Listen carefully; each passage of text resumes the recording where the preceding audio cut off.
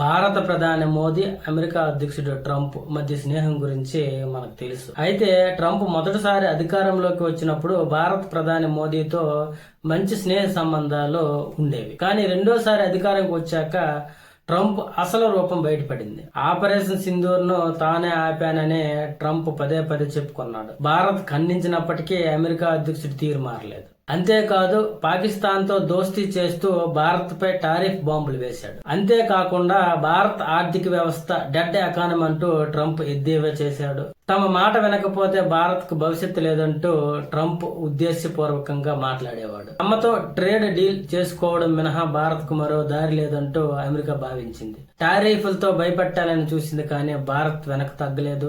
50% టారిఫ్లు విధించినా సరే డాలర్ తో పోలిస్తే రూపాయి మారకం విలువ పడిపోతున్నా సరే భారత ఆర్థిక వ్యవస్థపై ప్రతికూల ప్రభావం ఏమీ కనిపించలేదు. అంతేకాదు అమెరికా నేతల మాటలతో కవ్విస్తుంటే భారత్ మాత్రం సైలెంట్ గా తన పని తాను చేసుకుంటూ పోతుంది. అమెరికా పాలకుల వైఖరి అర్థమైన తర్వాత భారత్ తనదైన ఆట మొదలుపెట్టింది. గత ఏడాది యూకేతో వాణిజ్య ఒప్పందం కుదుర్చుకున్న భారత్ న్యూజిలాండ్ తోనూ ట్రేడ్ డీల్ చేసుకుంది. ఒమన్ తో సమగ్ర ఆర్థిక భాగస్వామ్య ఒప్పందం కుదుర్చుకుంది.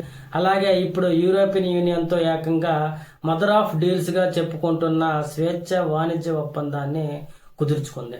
ఆస్ట్రేలియా, కెనడా, చిలీ లాంటి దేశాలతో వాణిజ్య ఒప్పందాలు కుదుర్చుకోవడానికి భారత్ చర్చలు జరుపుతుంది. తద్వారా అమెరికాకు ప్రత్యామ్నాయ మార్కెట్లో లభించడంతో పాటు మనకు అవసరమైన వనరులను ఈ దేశాల నుంచి పొందడానికి అవకాశం కలగనుంది. అయితే ట్రంప్ వైఖరి వల్ల భారత్ తో పాటు యూరప్ దేశాలు సైతం విసిగిపోయాయి. అమెరికా పొరుగున ఉన్న కెనడాకు సైతం అగ్రరాజ్యం తీరు ఏమాత్రం నచ్చడం లేదు. అమెరికాను మళ్లీ గొప్ప దేశంగా నిలబెడతామని టారిఫ్ వార్ మొదలుపెట్టిన ట్రంప్ ప్రపంచంపై తన ఆధిపత్యాన్ని నిలబెట్టుకోవడానికి పడరాని పాటలు పడుతున్నారు. ఇదే సమయంలో అమెరికా తీరుతో విసిగిపోయిన దేశాలు బహుళ ప్రపంచ దిశగా వేగంగా అడుగులేస్తున్నాయి. ఇందులో భారత్ కీలక పాత్ర పోషిస్తుంది. రష్యా అధ్యక్షుడు పుతిన్ గత ఏడాది చివరిలో భారత్ లో పర్యటించాడు. అలాగే ఈ మధ్య యుఏఈ అధినేత సైతం పర్యటన చేశారు. జర్మన్ ఛాన్సలర్ ఫ్రెడరిచ్ మెర్జ్ సైతం భారత్ వచ్చారు. ఇప్పుడు EU president Ursula van der lemon Bharat లో పర్యటించి డీల్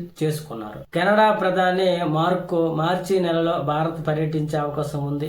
ఈ సందర్భంగా యురేనియం, మినరల్స్, ఎనర్జీ, AI విభాగాలలో కెనడా, భారత్ మధ్య ఒప్పందం కుదరనుందని సమాచారం ఉంది. భారత్ ను దెబ్బ కొట్టబోయిన అమెరికా ఆంక్షల కోటలో ఏకాగిగా మిగిలిపోయే సూచనలు అయితే ఇప్పుడు కనిపిస్తున్నాయి. భారత్ మాత్రం ఈ కష్ట సమయంలో సమన్వయంతో వ్యవహరించి కొత్త శక్తులను కలుపుకుంటూ పోతుంది. తద్వారా అమెరికా, చైనాలకు ప్రత్యామ్నాయం తానని ప్రపంచానికి చాటి చెబుతుంది.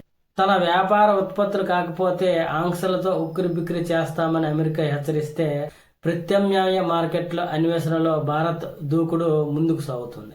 అమెరికా రెచ్చగొట్టే మాటలకు భారత్ కొట్టిన సైలెంట్ దెబ్బ ఎలా ఉందో చెప్పడానికి, భారత్ EU డీల్ పట్ల వాషింగ్టన్ ఎంతగా కుతలారిపోతుందో చెప్పడానికి ఈ డీల్ విషయమైన ఆ దేశ స్పందనే నిదర్శనం. యూరోపియన్ల కంటే మేమే ఎక్కువ త్యాగాలు చేశాము. రష్యా ఆయిల్ కొంటున్నందుకు భారత్ పై 25% సుంకాలు విధించాం. కానీ ఏమైంది? యూరోపియన్లు ఇండియాతో ట్రేడ్ డీల్ చేసుకున్నారు. ఎవరి కోసమైతే మేము భారత్ పై సుంకాలు విధించాము వారు తమపై యుద్ధానికి తామే నిధులు సమకూర్చుకుంటున్నారు అని అమెరికా మంత్రి స్కాట్ బెసెంట్ వ్యాఖ్యానించారు.